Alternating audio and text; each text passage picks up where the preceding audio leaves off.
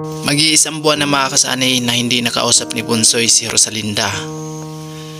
Kahit tawag or chat, walang paramdam sa kanya dahil si Bunsoy ay walang cellphone kaya hindi siya makontak ni Rosalinda. Si Rosalinda makakasanay ay sumama sa kanyang nanay papuntang Samar. Ang problema lang nito ay nagkawatak-watak sila. Si Troy nandun po sa tiyain niya at ayaw nang umuwi dito kay Bunsoy. Kaya si Bunsoy ay patuloy pa rin sa pag-iisa dito sa bahay nila. Minsan madaanan ko pa si Bunsoy na nag-iisa habang nagkakape at nakatulala. Laki ng bahay niya mga kasanay, no? Diba? Nakita po natin. Kaya shoutout kay Idol Franstar. Siya po yung nag-vlog sa mga batang maguling. Yung buhay pa si nanay. Yung bahay nila doon sa kabila. Malayo. Doon sila na i-vlog ni Idol Franstar. Tapos dito sila pinagawaan. So kaso nga lang nagka-problema at yung mga bata ay nagkahiwalay. Yung dalawa ay wala na dito. Si Bunsoy na yung naiwan dito sa bahay nila.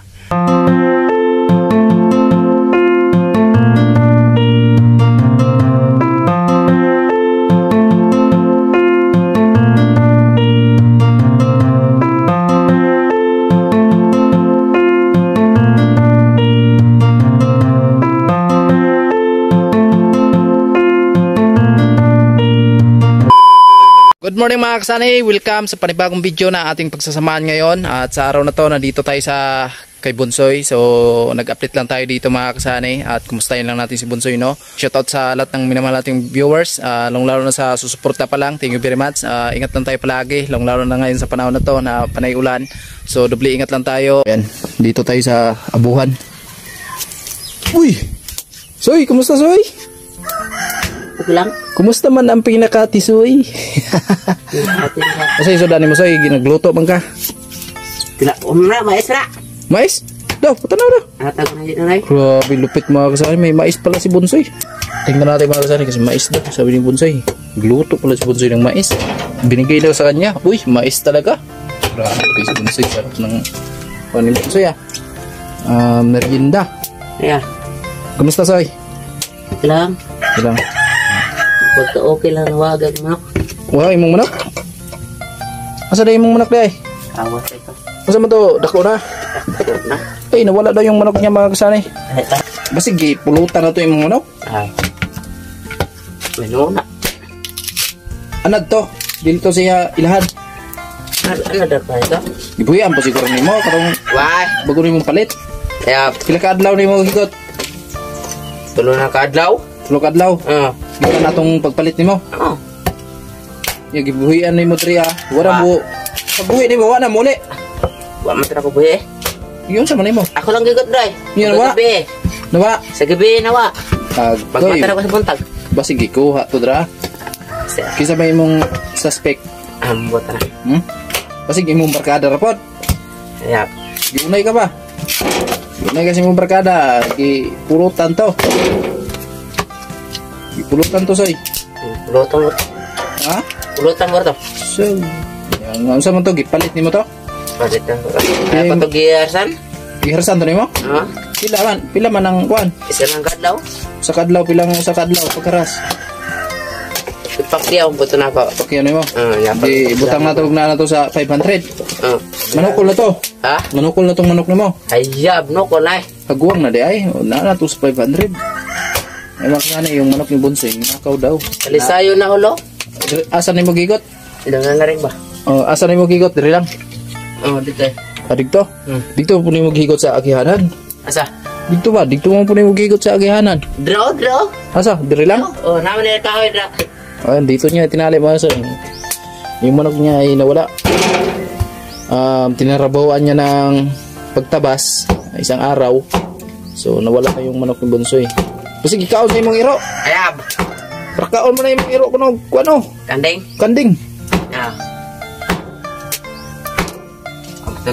Puto ka na tayo. Ha? Kaon to na putong balibo. Basi gitangag sa layo ba? Ayab. Wala may mga awat. Matangag dahil higot. Ginang higot. Nadaan higot. Wala mo. Lang lagi kayo? Sino kaya nung nakaw yung manok mo? Bakit kinatay na yun? Buat tatay. Atay na yung mga kasani. Wala kasi ako dito. Nandun ako sa bayan, sa Paskol mga kasani. Kaya di natin na access Bonsoy.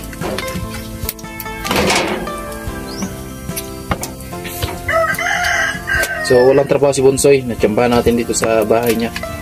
Ano sa muli ko yan mo? Sam, buat tatay. Puro lang to sa Wala mo tawag si mga? Wah. Si Bonday. Buat may sipon. Si Rosalinda. Wala mo tawag si mo? Bakod. Uy, wala musta mama ni mo, wapod. Wah. Wah may sipon. Ha? Wala kay cellphone? Wah may sipon. Ay, wala pala itong cellphone. Kaya hindi makontak yung... Hindi ito makontak ng kanyang nanay o si Rosalinda. Kumusta na kaya si Rosalinda daw? Soy, kumusta na kaya si Rosalinda? Ako na to. Si Rosalinda, muli ko dre, may asawa na to or may anak na. Balik sa agad oh. Balik sa agi, dire. May kadumdum mong kaya. Ah. Layo man to. Balik lagi to sa agad pag marito. Makulo na oh. Makulo na yung nilagang mais ni Bonsoy. Bonsoy. Wala na, sira na yung abuhan niya mga kapsaan yun. Tarungon ko ka lang niya. Ay, ayusin mo to. Tarungon na. Tarungon mo na eh.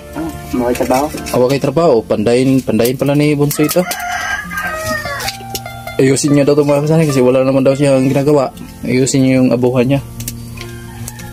So, bumili na siyang bulkasil dito sa bubong niya mga kapsaan. Ganun pa rin daw, tumutulo pa rin. Baka may butas na hindi mo nakita, Soy. Oo, nangyapon. Basi mo ibuslot, tawari mo kita iba. Di gid sa ano sa buhok gina sa katong butangan ng bulkasin. Ha? Sa buhok gina sa butangan sa bulkasin. Ah, wapa di Oh, day na nangyapon. kwan. Waday ma tarong og butang. Tarong na ako apag gitigi. Lubong na ko pa may ba. Iya pag-uwan. Kusog kayo. Kusog kayo. Buwas lang gyapon. Way pistohan ka ra na kwan. Katong dili magtulo. May Pato. sa kwarto mo. Oh, yung karito ni Bonsoy mga kasari. Sino nakarelate niyan? Dati. Yan po yung ginagamit namin. Oh. Bonsoy, pag kuha na Soy? Ikaw naghimo na? Ito yung karito. Magawa. Ha? Magawa. Lupit to mga kasari nila. Oh, ito yung kariton dati. Yung laro namin dati. Yan. Yan. Pwede mo na itong along Soy. Alga na mo Soy ba? No? Butangan na niyo kawayan. Kawayan na. Oh, butang mo na. Alga na magtubig na. Pero na kay kuha na kawayan. Di mo ako na. Nya. Naabot dito eh. Asa? Dry, siko. Ginuwaan sa mga bata. Wah, Ginuwaan siguro na. pagputo ng kawayan na. Pwede ito eh. Dati ito yung ginagamit namin mga kasari pag igib. Pag malayo yung igiba namin, ito yung ginagamit namin mga kasari. Malupit din to kasi hindi mo maramdaman na mabigat yung dala mo. Kasi focus ka sa gulong eh. Focus ka sa gulong sa pagtingin mo habang tumatakbo. Yan. Bonsoy, sina. Gitago ni mo ni Soy. Tago ni Bonsoy. Ganda to. Saan ligida ni Soy? Dati amo kahoy man to. Kahoy. Oh, kahoy katong JJ, grabe to mo. Ano? bilog ba? Gibilog na mo. Lahi man to diri kini kuan man eh. Gulong na sa unsa man yung ligida? Sa panong gano. Ang bakit sa unsa? Yan. JJ ma. Ang bakit wasa na gigiga? Ganda na si Bonsoy ng kahoy mga kasani kasi panay ulan dito sa amin. Handa na si Bonsoy ng kahoy. Malupit yung itak niya, hindi putol. Kaya, Ha? tibay mong kuwan ba? Imong sundang ba? Dili putol, no?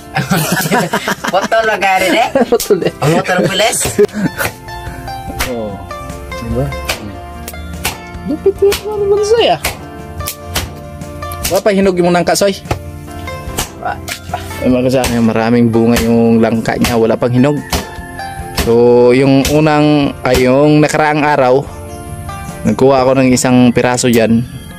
Pero hindi pa pala yun pwedeng gulayin kasi kung sa Bisaya pa, linghod pa. Kaya hindi malapot yung gulay namin. Pag gumugulay ka pala niyan, kailangan katungguang na Soy, no? Wala na. Pag linghod yung gutanon, di mayo. Ang motor? Dili lapot. Di ba kagamamuta na na? Parang May ana bagutan na so imong tanokon, no? Ayat. Dili ka mo. Loy man tanokon. Ya. Tanokon ba nya mukbangon? Ay ato na i-try. Ay. Ato i-testing ba? Magtanok Sama ko. kulo. Kulo. Tagok na. Asa may kulo dire karon? May kulo masarap din yung kulo. Lami po tong kulo, no? Gataan. Na rin kina. Lami tong gataan ba? Gataan, no? Ilang yan na rin asa dito sa obos? Tira guys lah. Nara? Baligya na niya. Baliga ko rin niya. Gagpay palagi po kayo. Di pa kuan, di pa guwang. Maapit na mata na po. Masarap yung kulo mga kasari pag ginagataan mo tapos lagyan mo ng asukal. May pagtang hinugan ay sa mga hinug na. Dati yung kulo dati iniihaw lang namin yan eh. Pwede ba na isugbasoy? Kanang kulo. Oh. Sugba lamig kayo na. Sige. Ano na, kulo na ang kuwan mo suya. Mais ni Bunsoy mga kasay, kulo na eh.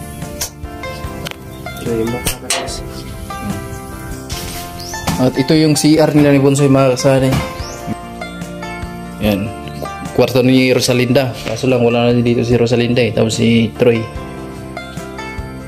Ayan. Lababo. Pagkaganda ng lababo mga kasane, no? Diba? Maganda yung puno ng langka ni Bunsoy mga kasane. Yung langka niya ay mayroong upuan. Tapos may maraming bunga sa taas. Pwede ka magtambay dito. Soy, kanagimo na Soy? Kanagimo na lupit ah. So dito si Bunsoy nakaupo mga kasane pag tuwing dumadaan ako dito. Siya lang yung nag-iisa na nakaupo dito tuwing umaga nagkakape. Manang ituran mo chicks. Oh, ginawa niya pala ito mga kasari para daw sa mga chicks niya. Grabe si Bunsoy, oh. Lupit talaga. Laki ng bahay niya mga kasari, no? Diba? Nakita po natin. Kaya shoutout kay Idol Franstar. Siya po yung nag-vlog sa mga batang maguling. Yung buhay pa si nanay. Yung bahay nila doon sa kabila. Malayo. Doon sila na i-vlog ni Idol Franstar. Tapos dito sila pinagawaan. Shoutout kay Tatay Artemio kasi sa kanya tong lote. So bininta lang to ni Tatay Artemio ng mura lang ang pagkabinta nito mga kasani sa kanila kasi parang tulong na din ni Tatay Artemio sa mga bata. At syempre maraming salamat kay Idol Franstar sa pag-vlog ng mga batang maguling kasi nakabahay sila nang dahil kay Idol Franstar. At syempre taos puso ako nagpasalamat sa mga nag-sponsor dito sa bahay ng mga bata, no? So kaso nga lang nagka problema at yung mga bata ay nagkahiwalay. Yung dalawa ay wala na dito. Si Bunsoy na yung naiwan dito sa bahay nila. Si Rosalinda nandun na po sa Samar. Tapos si Troy nandun po sa tiyain niya. At doon na din nag-aaral. So si Bunsoy ay hindi na to nag-aaral mga kasani. Nagtatrabaho na to. So tinatanong ko si Bunsoy kung okay lang ba siya dito. Kasi nag-iisa lang siya. Tapos sabi ni Bunsoy ay minsan daw ang boring daw na wala siyang kausap, kaya minsan dinadalaw natin si Bunsoy, no? Ayan, so yung mga magulang nila ay wala na nga at nagkahiwalay na. Yung nanay nila ay may pamilya na din. Tapos si Rosalinda sumama na sa kanyang nanay doon sa Samar. Tapos yung tatay ni Bunsoy umuwi nung nakaraan dito. So bumalik na naman ng Maynila. So si Bunsoy lang yung naiwan dito mga kasani. Pero may kapitbahay pa rin siya dito. Ayan, oh, malapit lang. Sayo. Lagyan ng lupa mga kasani para pumantay. Tapos iwas sa sunog. Kapit na man.